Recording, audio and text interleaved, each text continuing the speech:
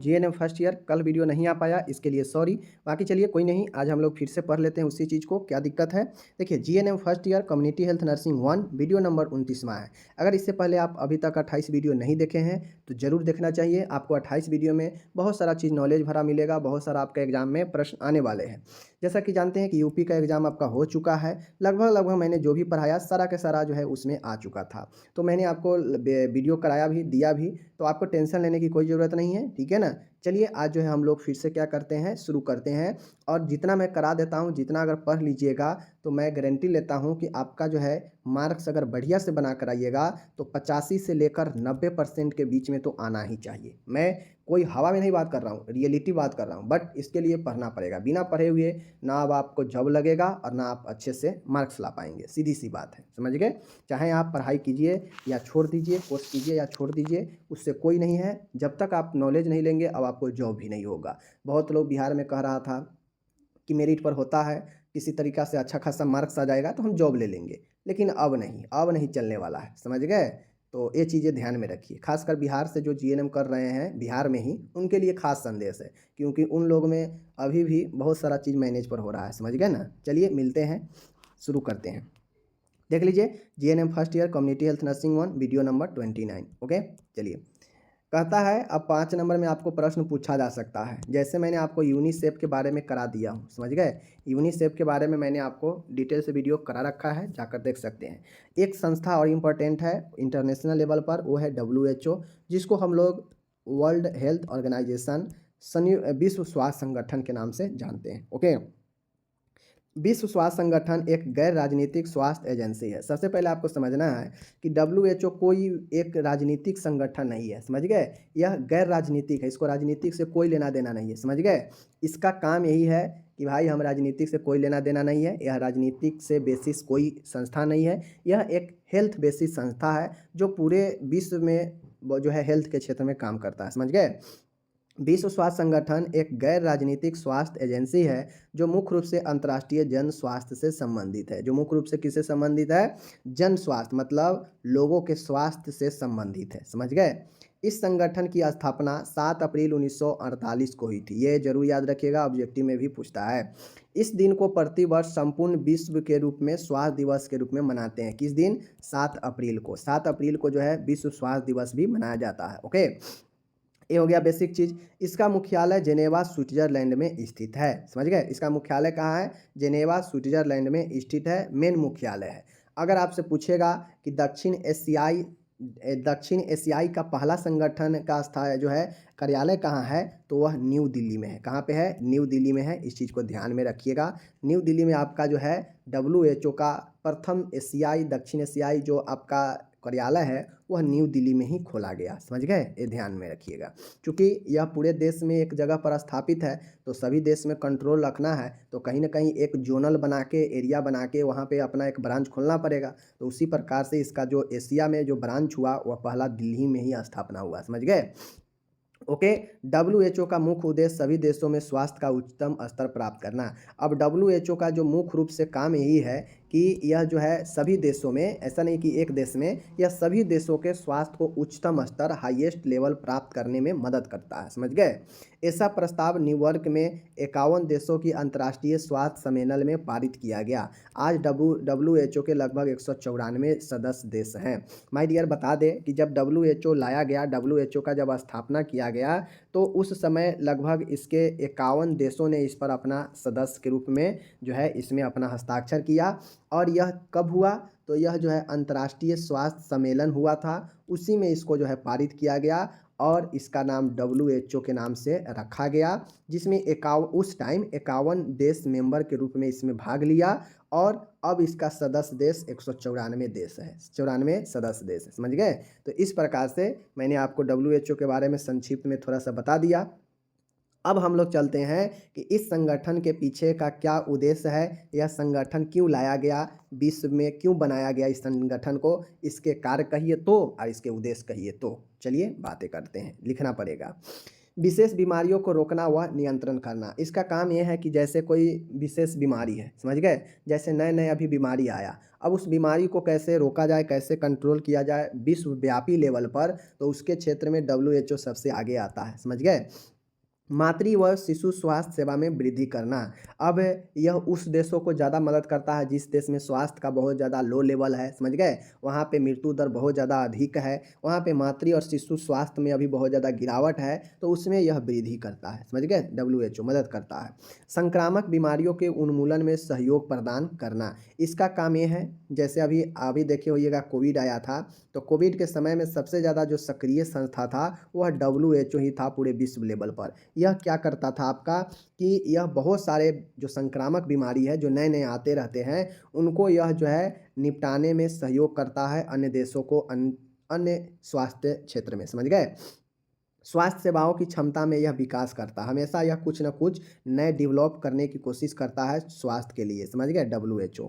परिवार स्वास्थ्य सेवाएं प्रदान करना व कार्यक्रमों को आयोजन करना। अब जिस भी देश में, अब मान गए भारत है, हमारा इंडिया है, समझ गए, अब इंडिया है तो अब इंडिया में तो WHO घर घर जाकर नहीं ना जो है क्या करेगा, देख रेख करेगा, तो WHO का कार्यालय हमारे इंडिया में भी है, समझ गए। तो WHO भारत सरकार से कनेक्ट है, भारत सरकार के जो भी हेल्थ सिस्टम है उसको कहता है कि भाई आप ये सुधार करो, आप में ये दिक्कत है, ये गड़बड़ी है, ये करो, वो करो, मतलब इनडायरेक्टली रूप से वह इन्वॉल्व रहता है। भारत में है तो भारत के साथ, अन्य देशों में है तो अन्य देशों के साथ इन्वॉल्व रहता है, उस देश के स्वास्थ्य को बेहतर बनाने में, कार्यक्रमों में भी यह भाग लेता है, समझ गए। तो ये चीज़ें हैं, परिवार स्वास्थ्य सेवाएं प्रदान करना और कार्यक्रमों का आयोजन करना, इनडायरेक्टली रूप से यह इन्वॉल्व रहता है, समझ गए। पर्यावरण स्वास्थ्य में सुधार करना, इसका एक एम ये भी रहता है लक्ष्य कि भाई आप अपने पर्यावरण को कैसे अच्छे कर सकते हो, इसको सुधार करने के लिए भी यह क्या करता है, आगे आता है। सातवां है कि यहाँ पे स्वास्थ्य आंकड़ों को एकत्रित कर उन्हें प्रकाशित करना। WHO का एक काम ये भी है कि यह विश्व लेवल पर क्या करता है कि कितना कौन सा बीमारी से मरीज मारा, समझ गए, मृत्यु दर क्या है, शिशु मृत्यु दर क्या है, यह स्वास्थ्य से संबंधित सभी डाटा को कलेक्ट करके सभी देशों से और उसका जो है पब्लिकेशन करता है, प्रकाशन करता है, समझ गए। ये चीज़ें हैं। जैव चिकित्सीय अनुसंधान को बढ़ावा देना, यह जो है क्या करता है, मेडिकल के क्षेत्र में रिसर्च को भी बढ़ावा देता है ताकि नए नए हमेशा इन्वेंशन होता रहे, खोज होता रहे, समझ गए। स्वास्थ्य साहित्य व सूचना का प्रकाशन करना, WHO का यह भी काम है कि यह क्या करता है कि साहित्य और सूचना का भी प्रकाशन करता है स्वास्थ्य के लिए, समझ गए। अन्य संगठनों के साथ सहयोग व सामंजस्य स्थापित करना। अब WHO का यह भी उद्देश्य होता है, इसका आने का उद्देश्य ये भी था कि भाई यह अन्य संगठन, अन्य संगठनों के साथ मिलकर काम करेगा, उसके साथ एडजस्टमेंट, सामंजस्य बना कर रखेगा। तो ये मैंने आपको 10 पॉइंट बताया, ये चीज़ें आप लोग जो है याद रखिएगा। साथ में इसका काम ये भी होता है, साथ में इसका और भी काम होता है, जैसे टीकाकरण वगैरह को आपूर्ति में मदद करना, समझ गए। हेल्थ के क्षेत्र में जो है जो गरीब देश है उसको मदद करना WHO का काम है, समझ गए। यह रेगुलेशन का भी काम करता है, स्वास्थ्य पर नियंत्रण रखने का भी काम करता है। तो बहुत सारे इसके उद्देश्य है, मैंने आपको बताया। यह उद्देश्य को अच्छे से कम 2 बार पढ़ लीजिएगा तो आपको याद हो जाएगा, कोई दिक्कत नहीं। चलिए, ये हो गया आपका यहाँ पे। अब मैं यहाँ पे मैंने इसको इंग्लिश दे रखा है, आप इंग्लिश वाले इंग्लिश में इसको पढ़ लीजिएगा। अब हमारा यहाँ पे एक प्रश्न और मैंने जो रखा है, कंप्लीट प्रश्न है काउंसलिंग के बारे में। टाइप्स ऑफ काउंसलिंग को भी लिखना है और काउंसलिंग होता क्या है, परामर्श। काउंसलिंग को हम लोग परामर्श कहते हैं, सलाह भी कह सकते हैं। काउंसलिंग जो होता है कितने प्रकार से होता है बताना है, ठीक है ना। चलिए देखते हैं। काउंसलिंग या परामर्श किसी व्यक्ति के व्यक्तिगत समस्याओं एवं कठिनाइयों को दूर करने के लिए दी जाने वाली सहायता, सलाह और मार्गदर्शन परामर्श कहलाती है। देखिए, परामर्श, काउंसलिंग, काउंसलिंग का मतलब क्या होता है कि जैसे आपका काउंसलिंग होता है, समझ गए, तो काउंसलिंग कोई ना कोई उद्देश्य होता है, काउंसलिंग का कुछ ना कुछ उद्देश्य होता है। जैसे आपका किसी व्यक्ति के कोई व्यक्तिगत समस्या है, कोई कठिनाई है, कोई उलझन है, तो उसको दूर करने के लिए जो भी सजेशन दिया जाता है, जो भी सलाह दिया जाता है, जो भी मार्गदर्शन दिया जाता है, वही एक प्रकार का परामर्श होता है, समझ गए। परामर्श जो है देने वाला व्यक्ति को परामर्शदाता कहते हैं। जो व्यक्ति किसी को अगर परामर्श देता है तो जो देने वाला होता है, परामर्श देता है, उसे काउंसलर कहते हैं, परामर्शदाता कहते हैं, परामर्श देने वाला। यह एक आयोजित विशिष्ट सेवा एवं सहयोगी प्रक्रिया है। यह एक हेल्पफुल, सहयोगी है, क्योंकि इसमें जो काउंसलिंग करते हैं, जो काउंसलर होते हैं, वह सामने वाले को सहयोग ही करते हैं, मदद ही करते हैं, समझ गए? इसीलिए इसे एक विशिष्ट और एक सहयोगी प्रक्रिया कहा गया है। इसमें परामर्शदाता साक्षात्कार एवं प्रेक्षण के माध्यम से सेवार्थी के निकट जाता है। अब इसमें जो काउंसलर होता है, जो परामर्श देने वाला होता है, वह इंटरव्यू के माध्यम से या फिर प्रेक्षेपण के माध्यम से जो सेवार्थी जो लाभ लेने वाला होते हैं, उसके निकट में जाता है। तो इस प्रकार से यह परामर्श होता है। परामर्श के बारे में मैंने आपको बता दिया। अगर आप किसी को अगर उसके कठिनाई उसके अगर मार्गदर्शन करते हैं, उसको कुछ चीज़ों के बारे में सलाह देते हैं, जो वह खुद के कुछ चीज़ें नहीं निर्णय ले पा रहा है, आप उसको निर्णय लेने में मदद कर रहे हैं, उसको राह दिखा रहे हैं, मतलब आप उसके लिए एक प्रकार से परामर्शदाता के रूप में हो गए, समझ गए? ये चीज़ों को ध्यान में रखना है। ओके, चलिए, तो ये हो गया परामर्श। Okay, counselling. परामर्श के प्रकार। अब परामर्श के ज़्यादा प्रकार नहीं है, मात्र 3 प्रकार है। पहला है directive counselling, non directive counselling, और एक आता है आपका यहाँ पे तीसरा जो है मैं बताता हूँ अभी, वो है इलेक्टिव काउंसलिंग। तो जो इलेक्टिव काउंसलिंग होता है ना, यह आपका डायरेक्टिव और नॉन डायरेक्टिव दोनों का मिश्रण होता है, समझ गए? दोनों का मिश्रण ही इलेक्टिव का जो है काउंसलिंग कहलाता है, समझ गए? कोई दिक्कत नहीं। चलिए समझ लेते हैं डायरेक्टिव और नॉन डायरेक्टिव होता क्या है। देखिए, इस प्रकार की काउंसलिंग में काउंसलर के द्वारा व्यक्ति की समस्या का पता लगाया जाता है तथा समस्या को दूर करने के लिए व्यक्ति जो काउंसलिंग प्राप्त कर रहा है को भी मदद लेता है। मतलब इसमें डायरेक्टिव में होता यह है कि सबसे पहले जो काउंसलिंग, जैसे 2 व्यक्ति, काउंसलिंग में 2 ही व्यक्ति होगा। एक काउंसलर होगा जो काउंसलिंग करेगा, और दूसरा वो होगा जो अपने समस्या या कोई भी चीज़ लेकर काउंसलर के पास गया होगा। यही दोनों के बीच ये चीज़ें होता है, समझ गए? तो यही काउंसलिंग होता है। अब मानिए एक चेयर पर ये बैठा है, एक चेयर पर सामने ये बैठा है, बीच में टेबल लगा है। अब एक काउंसलर है, इसको इसको क्या करेगा, समझाएगा। अब कैसे समझाएगा? तो डायरेक्टिव काउंसलिंग में होता यह है कि इस प्रकार के काउंसलिंग में जो काउंसलर होते हैं, वह व्यक्ति के समस्याओं को पता लगाता है, पता लगाया जाता है काउंसलर के द्वारा, समझ गए? डायरेक्टिव में, और समस्या दूर करने के लिए व्यक्ति का भी मदद लेता है। अब ऐसा नहीं होता है, जो डायरेक्टिव होता है ना, उसमें जो काउंसलर होते हैं, वह काउंसलिंग वाले व्यक्ति का समस्या के बारे में पता लगाते हैं कि क्या समस्या है। अब उस समस्या को हल करने के लिए जो व्यक्ति आया है काउंसलिंग के लिए, उसका भी मदद लेता है, समझ गए? इसके लिए वह विशेष तकनीक अपनाता है, समझ गए? इसके लिए जो काउंसलर होता है वह विशेष तकनीक अपनाता है तथा अनेक विकल्प भी रखता है, बहुत सारे विकल्प भी रखता है। व्यक्ति द्वारा उदासीन रवैया अपनाने पर, वह सही जानकारी नहीं देने पर काउंसलर समस्या के समाधान हेतु सही दिशा निर्देश प्रदान करते हैं, समझ गए? देखिए, डायरेक्टिव में होता यह है कि एक काउंसलर है, एक व्यक्ति है, समझ गए? काउंसलर क्या करता है, इस व्यक्ति के समस्या का जो है पता लगाता है। पता लगाने के बाद समस्या को अब दूर करना है, समाधान करना है, तो इसको दूर करने के लिए इस व्यक्ति से भी मदद लेता है। मतलब इस व्यक्ति से भी यह काउंसलर जो है मदद लेता है समस्या को सुलझाने में, समझे? अब इसके लिए जो है वह अलग अलग तकनीक, विशेष तकनीक अपनाता है, अनेक विकल्प भी मौजूद रखता है, समझ गए? कोई भी विकल्प मौजूद रखता है कि अगर यह व्यक्ति जो है कुछ अपना उदासीन रवैया अपनाए, नहीं सही जानकारी दे, तो उसके लिए जो है यह जो है काउंसलर जो है इससे क्या करता है, इसको मदद करता है समस्या समाधान में, कि भाई तुम क्यों नहीं हमें मदद कर रहे हैं, मदद करो। बहुत सारे तकनीक रखता है, बहुत सारे जो है आपको अलग अलग जो है विकल्प रखता है, जिससे इस व्यक्ति को समस्या के जरिए समाधान करता है, समझ गए ना?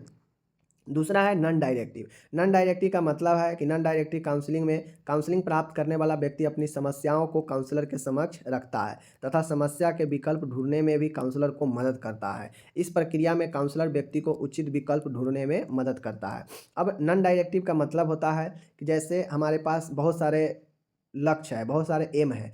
अब हम अपने एम के प्रति चिंतित है, समस्याग्रस्त है, हम कोई एक स्पेशल जो हमको लिए एम है, गोल है, उस एम्स को हम जो है क्या कर रहे हैं, नहीं प्राप्त कर पा रहे हैं, नहीं चुन पा रहे हैं, तो हम किसी काउंसलर के पास जाएंगे। काउंसलर क्या करेंगे, काउंसलर को हम समस्या बता देंगे कि हाँ ये मेरा समस्या है, ठीक है, ये मेरा समस्या है, तो वह समस्या को समझ जाएगा और उस समस्या को जो है क्या करेंगे, हम जो है काउंसलर जो होगा वह किसी एक विकल्प जो हमारे लिए बेस्ट होगा वह बताएगा, और फिर जो है हम भी सेटिस्फाइड होंगे, क्योंकि वह काउंसलर हमें सेटिस्फाइड करेगा समझा के कि हाँ आपके लिए यह बेस्ट विकल्प है इन सब में, तो हम वो चुनेंगे। तो यह नॉन डायरेक्टिव काउंसलिंग हो जाता है, समझ गए? जिसमें काउंसलर जो है उचित विकल्प ढूंढने में मदद करता है किसी व्यक्ति के, उसके समस्या को, समझ गए? तो ये हो गया नॉन डायरेक्टिव।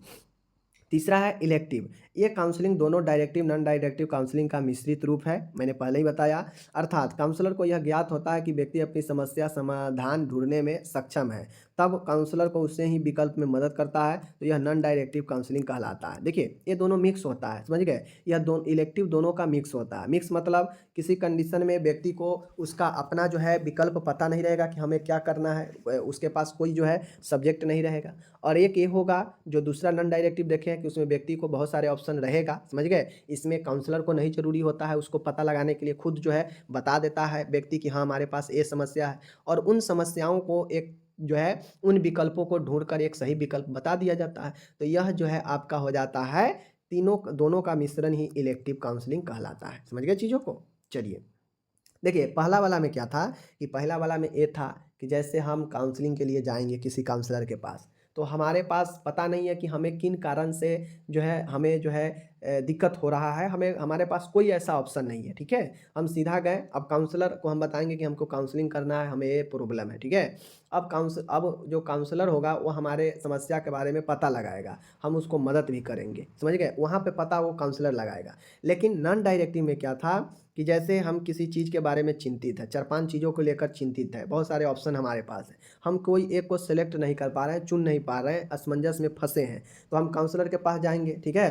काउंसलर को बता देंगे कि देखिए हमारे पास ये प्रॉब्लम है, हम निर्णय नहीं ले पा रहे हैं कि क्या करना चाहिए। तो काउंसलर क्या कहेगा, हमारे सब बातों को समझकर बात करके कहेगा कि आपके लिए ये बेस्ट विकल्प है, आप ये विकल्प को चुनो, बेहतर रहेगा। तो फिर वह समस्या समाधान हम बताएं और वह उनमें से चुन कर बता देता है, तो वह नॉन डायरेक्टिव हो जाता है, समझ गए। यही चीज़ है, और दोनों का मिश्रण हो तो वही इलेक्टिव हो जाता है। ओके चलिए हो गया यहाँ पे काउंसलिंग। काउंसलिंग यहाँ पे इंग्लिश दे रखे हैं, इंग्लिश वाले इंग्लिश में कर लीजिए। अब आता है कि परामर्श के विभिन्न सिद्धांत को स्पष्ट कीजिए, समझ गए। अब जो काउंसलिंग का प्रिंसिपल भी आपको पूछा जा सकता है, समझ गए, एग्जाम में आपको काउंसलिंग का प्रिंसिपल भी पूछा जा सकता है कि सिद्धांत क्या क्या होते हैं। तो सिद्धांत का मतलब क्या है, मैं बार बार कहता हूँ किसी भी चीज़ का सिद्धांत पूछे, अगर उस चीज़ के बारे में आप जानते हैं तो आराम से उसके अच्छे अच्छे चीज़ों को आप लिख सकते हो, और जो अच्छे अच्छे चीज़ को पॉइंट में लिख दीजिएगा वही जो है उसका सिद्धांत बन जाता है। सिद्धांत किसी भी चीज़ का अच्छे ना होता है, यही चीज़ है, आपको अच्छे ही सोचना है। परामर्श की प्रक्रिया को प्रभावी बनाने के लिए निम्न सिद्धांतों का पालन करना चाहिए। अगर आप चाहते हैं कि परामर्श काउंसलिंग को इफेक्टिव बनाया जाए तो उसके लिए आपको कुछ चीज़ें को ध्यान में रखना पड़ेगा, जो बातें को ध्यान में रख कर करते हैं वही सिद्धांत होता है। जैसे परामर्श हेतु शांत एवं एकांत स्थान का चयन करें, और जहाँ भी परामर्श हो, परामर्श देने के लिए कभी भी अच्छे शांत वातावरण का चयन करें, यह पहला ध्यान में रखने वाला बात है। दूसरा है परामर्शग्राही, जो परामर्श को ग्रहण करने वाला व्यक्ति है वह पूर्णतः आरामदायक स्थिति में आ जाने के बाद ही परामर्श की प्रक्रिया शुरू करें। अब मान गए आप परामर्श देने वाला है और हम परामर्श जो है लेने वाले हैं, ग्राही करने वाले हैं, ग्रहण करने वाले हैं। अब मान गए हम आपके पास आए कि हमको परामर्श जो है लेना है कुछ चीज़ें के बारे में, अब हम बिना कंफर्टेबल नहीं हैं और आप शुरू कर दीजिएगा, तो क्या होगा, सही नहीं होगा, प्रभावी नहीं होगा। तो पहले जो परामर्शग्राही है उसको आरामदायक स्थिति में आ जाने के बाद ही प्रक्रिया को शुरू करेंगे, पहला। दूसरा पॉइंट ध्यान में रखिएगा, आगे के है परामर्शग्राही को ये विश्वास दिलाना चाहिए कि उसकी जानकारी गुप्त रखी जाएगी और उसकी समस्या का उपयुक्त समाधान किया जाएगा। अब मान गए सामने वाला व्यक्ति काउंसलर है, देने वाला है, समझ गए। यहाँ एक व्यक्ति, बच्चा, कोई भी स्टूडेंट है, ये समस्या को अपना जो है क्या कर लेकर गया परामर्श काउंसलर के पास, ठीक है।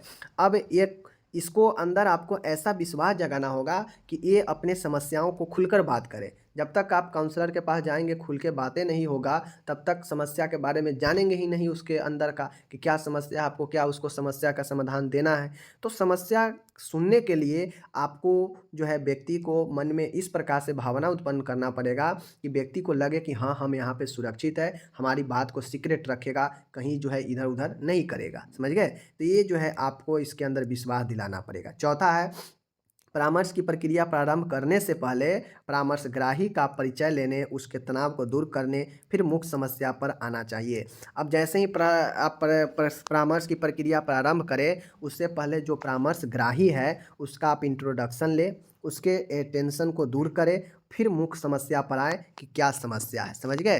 तो नॉर्मली जो परामर्श एक प्रकार से समस्या समाधान का बहुत ही अच्छा उपाय है, समझ गए ना।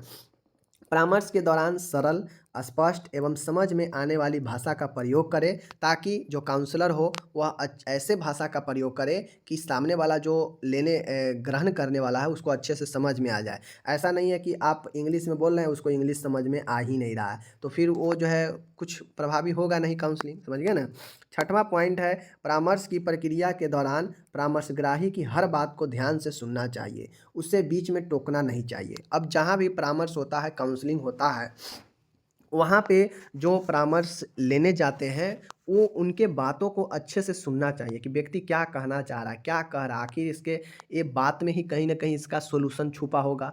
तो जहाँ भी काउंसलर होता है वह बहुत ही आपके एक्टिविटी को फुल पढ़ेगा, रीड करेगा कि व्यक्ति क्या बोल रहा है, पूरी बात को बोलने देगा और उसी बात में उसका समस्या का समाधान ढूँढ देता है जो अच्छे काउंसलर होता है, समझ गए?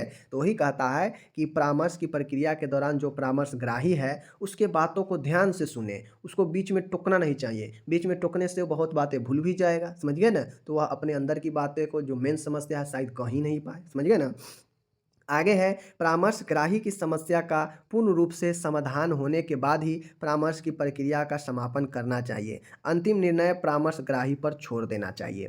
अब यहाँ पे अगला ये होता है, आपको ध्यान में रखना है, अगर आप काउंसलर बनते हैं तो आपको ये सब ध्यान में रखना है कि जो भी आपके सामने जो परामर्शग्राही आए, समझ गए, परामर्श लेने आए, तो उसको समस्या समाधान होने के बाद ही आप अपना जो प्रोसेस है उसको ख़त्म करेंगे। बीच में नहीं करेंगे कि हाँ ठीक है, आधा घंटा अभी हो गया, फिर आधा घंटा के बाद जो है निर्णय लिया जाएगा, नहीं, ऐसा नहीं। परामर्श पूरे एंड करने के बाद ही आप उसको ख़त्म करेंगे और जो अंतिम निर्णय लेगा, आप मान के समझा दिए, आप कह दिए, आप काउंसलर है, आप कह दिए किसी जो व्यक्ति आया है आपसे सजेस्ट लेने, परामर्श लेने, आप उसको अच्छे रास्ता दिखा दिए, अच्छे सॉल्यूशन दिखा दिए, आप उसको कह दिए कि आपके लिए यह बेहतर है, ये चुनिए।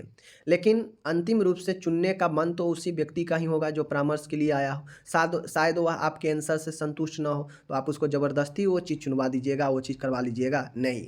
तो अंतिम निर्णय लेने का मन जो है परामर्शगाही पर ही छोड़ दें। अगर उसको लगेगा कि हाँ, वास्तव में हमारे लिए बेहतर बताए हैं, तो वह उस चीज़ को चुनेगा। अगर लगेगा कि नहीं यार, मैं तो ये पहले से ही लेके भटक रहा हूँ, तो क्या मैं अभी फिर से इसी चीज़ को जो है ढूँढूँ? नहीं, ये गलत हमको जो है सजेस्ट किया है, तो वो नहीं लेगा, ज़बरदस्ती आप नहीं कीजिए, समझ गए? तो ये चीज़ें हैं, ये ध्यान में रखना है। यही काउंसलिंग के कुछ सिद्धांत हैं, मैंने आपको बता दिया। एक अच्छे काउंसलर के लिए आपको ये सब चीज़ ध्यान में रखना पड़ेगा। यहाँ पे टोटल इंग्लिश दे रखा है, आप इंग्लिश में इसको चाहें तो पढ़ सकते हो, कोई दिक्कत नहीं है, ओके। अब आता है माय डियर, अच्छे परामर्शदाता की क्या-क्या कैरेक्टरिस्ट होता है, क्या-क्या विशेषता होता है। अब एक काउंसलर है जो काउंसलिंग करते हो लोगों का या विद्यार्थियों का, उनके अंदर क्या-क्या गुड कैरेक्टरिस्ट होनी चाहिए, क्या-क्या अच्छे विशेषता होनी चाहिए। मान गए आप जॉब करेंगे, समझ गए? आप जॉब करेंगे, समझ गए? आप जॉब करने जाएँगे। जॉब करेंगे as a nurse. As a nurse आपको कभी-कभी काउंसलिंग में भी करने में भी आपको रोल दे दिया जाएगा कि भाई काउंसलिंग करो, काउंसलर बनो आप। तो आपको क्या-क्या चीज़ों को ध्यान में रखना है कि आपके पास कोई मरीज़ आए, कोई व्यक्ति आए, मानसिक रूप से भी डिस्टर्ब व्यक्ति आ सकता है, तो आप उसका कैसे जो है काउंसलिंग करेंगे, आपके अंदर क्या-क्या विशेषता होनी चाहिए, चलिए विशेषता को दिखाते हैं आपको, ओके। एक गुड काउंसलर के पास इन चीज़ों का विशेषता होनी चाहिए, जैसे अच्छी संप्रेषण कला, गुड कम्युनिकेशन होनी चाहिए, समझ गए? कम्युनिकेशन स्किल होना बहुत बेहतर होता है एक काउंसलर के लिए। काउंसलर के पास जितने इफ़ेक्टिव अगर कम्युनिकेशन स्किल होगा, बात करने का ढंग होगा, अट्रैक्ट करने का लोगों को जो है ढंग होगा, उतनी ही जो है उसका जो है काउंसलिंग बेहतर होगा। तो अच्छी संप्रेषण कला होनी चाहिए, फर्स्ट पॉइंट इसमें आप लोग लिख दीजिएगा, समझ गए? दूसरा है अच्छा श्रोता एवं धैर्य होना चाहिए। अब जो काउंसलर हो, जो परामर्शदाता हो, परामर्श देने वाला, उनको एक चीज़ ध्यान में रखना चाहिए कि वो सिर्फ़ बोलेंगे ही नहीं, उनको अच्छा श्रोता भी बनना पड़ेगा। मीन्स अच्छे सुनने वाला भी बनना पड़ेगा, पेशेंस, धैर्य रखने वाला भी बनना, मैं चूँकि हो सकता है कि सामने वाला जो व्यक्ति काउंसलिंग के लिए आया है, उसका सवाल लंबा हो, ज़्यादा टाइम ले सकता हो, तो आपको धैर्य रखना पड़ेगा, ऊबना नहीं पड़ेगा। दूसरी चीज़ें, आपको उसके बातों को सुनने में भी जो है इंटरेस्ट रखना पड़ेगा, सुनना पड़ेगा। सिर्फ़ आप अपना ही सुनाएँगे तब तो गड़बड़ हो जाएगा। तो अच्छा श्रोता और अच्छा धैर्य भी होना ज़रूरी है एक अच्छे गुड कैरेक्टरिस्ट काउंसलर के लिए। तीसरा है लचीलापन, फ्लेक्सिबिलिटी। लचीलापन के मतलब है कि आपको परामर्शदाता के निर्णय में परामर्श के समय लचीलापन होना चाहिए, जिससे समस्या के समाधान में आवश्यकता पड़ने पर परिवर्तन किया जा सके। परामर्शकर्ता को कभी भी अपने विचारों को परामर्शगाही पर थोपना नहीं चाहिए। मतलब ऐसा नहीं है कि आपके पास कोई व्यक्ति या कोई विद्यार्थी आया है काउंसलिंग के लिए, तो आप ज़बरदस्ती जो है उसको अपने बात पर आप अड़े रहेंगे, कहेंगे कि नहीं तुमको तो ये मानना ही पड़ेगा, तुम्हें इसके बिना कुछ नहीं हो सकता है। ऐसा मतलब ज़बरदस्ती टाइप से एकदम अपने बातों पर अड़े रहना, ऐसा नहीं होना चाहिए। लचीलापन होना चाहिए कि ज़रूरत पड़ने पर आप अपने रास्ता को परिवर्तन भी कर सकते हैं, बातों को परिवर्तित भी कर सकते हैं। तो ये चीज़ें लचीलापन होनी चाहिए। ओके। आगे है चौथा है प्रोत्साहन देने वाला, समस्या को समझाने वाला होना चाहिए। अब एक जो अच्छे काउंसलर होते हैं उनका ये विशेषता होता है कि जो आपके काउंसलिंग करवाने आया है व्यक्ति, उसको आप प्रोत्साहित दें, मोटिवेट करें, उनके समस्या को आप समझें और उनके समस्याओं को सुलझाएं, ऐसा होना चाहिए। अब ऐसा नहीं है कि उनके समस्या को सुलझाने की जगह पर और ज़्यादा जो है उलझा दें, समस्या को और ज़्यादा जो है जटिल बना दें, ऐसा नहीं करना चाहिए। मोटिवेट करें, समस्या को समझने वाला और सुलझाने वाला होना चाहिए। समझ गए दोनों चीज़ें। पाँचवा है ज्ञानवान और तकनीकी रूप से मजबूत होनी चाहिए। अब जो भी काउंसलर हो, परामर्शदाता हो, उनको ज्ञानवान, अच्छे नॉलेज होना चाहिए, नॉलेजफुल, और तकनीकी रूप से मजबूत होनी चाहिए कि अगर जो भी तकनीक का उपयोग किया जाए इस समस्या समाधान में, उसको उपयोग करने आना चाहिए। समझ गए। तो ज्ञानवान के साथ तकनीक रूप से मजबूत होना भी एक गुड कैरेक्टरिस्ट है काउंसलर के लिए। तो ये मैंने आपको यहाँ पे बता दिया। समझ गए। तो ये 5 कैरेक्टरिस्ट है, पाँचों कैरेक्टरिस्ट आप लोग बेहतर तरीके से एक गुड काउंसलर के लिए याद रखिएगा। ओके। चलिए यहाँ पे टोटल मैंने इंग्लिश दे दिया है, इंग्लिश में भी आप याद रखिएगा। यह कम्युनिटी हेल्थ नर्सिंग और फंडामेंटल में भी यह कम्युनिटी हेल्थ नर्सिंग या फिर जो है आपके बिहेवियर साइंस में भी पूछ सकता है ये प्रश्न, तो आप लोग इसको जरूर याद रखिएगा। अब आता है, ऐसे तो यह मैं प्रश्न करवा दिया हूँ, लेकिन फिर भी यहाँ पे करा देते हैं। देख लीजिए, परामर्शदाता के रूप में सामुदायिक स्वास्थ्य नर्स की क्या भूमिका है। माय डियर, एक काउंसलर के रूप में एक नर्स का क्या भूमिका होगा, जो कि मैंने अभी बताया कि आप नर्स बनिएगा तो आपको हो सकता है एज ए काउंसलर भी रोल दे दिया जाए कि भाई आप काउंसलिंग ही कीजिएगा मरीज का। तो आप कैसे जो है क्या क्या भूमिका आपका होना चाहिए काउंसलर के रूप में, चलिए दिखाते हैं। एक नर्स को काउंसलर परामर्शदाता के रूप में निम्नलिखित भूमिका होनी चाहिए। क्या क्या भूमिका, चलिए दिखाते हैं।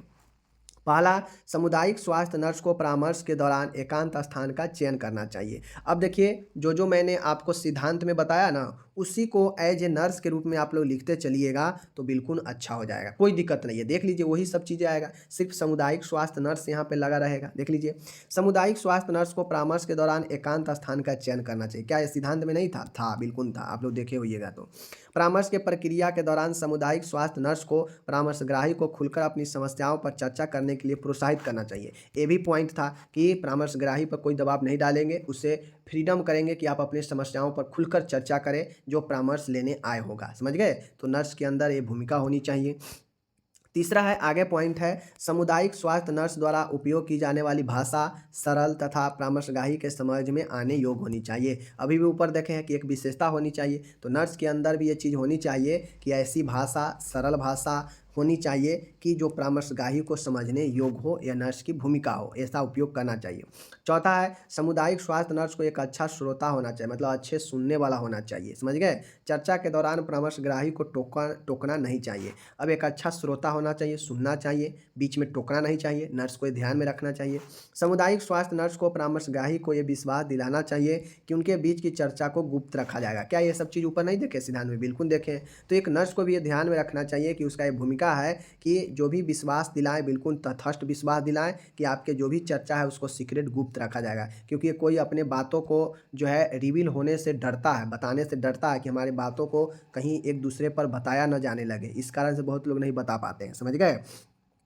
परामर्श की प्रक्रिया के दौरान परामर्शकर्ता को सुझाव आदेशात्मक की बजाय सुझावात्मक होनी चाहिए। अब बहुत लोग जो है सोचता है कि मैं उसके आदेश को क्यों मानूं, आदेश हमको दे रहा है। समझ गए। तो आपको एज ए नर्स ये सोचना है कि आप परामर्श करता है, काउंसलर है, काउंसलर के रूप में है, तो आप आदेश नहीं दे, आप उनको सुझाव के रूप में दे सकते हैं कि हाँ आप ये आदेश, क्योंकि आदेश वहाँ दिया जाता है जहाँ से जो है आपको आपके बॉस टाइप से जो होते हैं वहाँ पे आदेश दिया जाता है अपने जूनियर को। समझ गए। आप एक पेशेंट को नहीं दे सकते हैं आदेश कि तुमको ये काम करना ही पड़ेगा, सुझाव दे सकते हैं। समझ गए। कि आपके लिए यह बेहतर है। परामर्शग्राही के रूप से पूर्ण रूप में संतुष्ट हो जाने के पश्चात ही परामर्श की प्रक्रिया की समापन करना चाहिए। वही चीज़ है सिद्धांत में जो था कि एक नर्स है वह परामर्श की काम कर रही है, तो परामर्श की प्रक्रिया तभी समापन करनी चाहिए जब वह कंप्लीट रूप से परामर्शग्राही संतुष्ट हो जाए जो काउंसलिंग के लिए आया है। 8वां पॉइंट है, यदि सामुदायिक स्वास्थ्य नर्स समस्या का समाधान करने में असमर्थ है तो विशेषज्ञों की मदद लेनी चाहिए। मतलब नर्स से काम नहीं हो पा रहा है, वह मरीज को संतुष्ट नहीं कर पा रही है अपने बातों से, जो भी चीज़ हो अपने समस्या समाधान करके, तो फिर उसे विशेषज्ञ से मदद लेनी चाहिए। समझ गए? और इस प्रकार से यही एक नर्स का भूमिका होता है कि क्या क्या करना चाहिए काउंसलिंग में। तो ये सारा चीज़ मैंने आपको बता दिया। अब यहाँ पे काउंसलिंग एक यूनिट ही था जो कि यहाँ पे समाप्त हो गया आपका। टोटल मैंने बता दिया काउंसलिंग क्या है, उसका सिद्धांत क्या है, प्रकार क्या है, एक अच्छे काउंसलर का क्या विशेषता होनी चाहिए, नर्स का क्या भूमिका है काउंसलिंग में, मैंने टोटल बता दिया। अब इससे बाहर काउंसलिंग से रिलेटेड कोई क्वेश्चन नहीं पूछेगा, ये मेरा वादा है। बाकी आप अपना ध्यान रखिए, पढ़िए। हम आपसे मिलेंगे अगले वीडियो में। धन्यवाद, टेक केयर।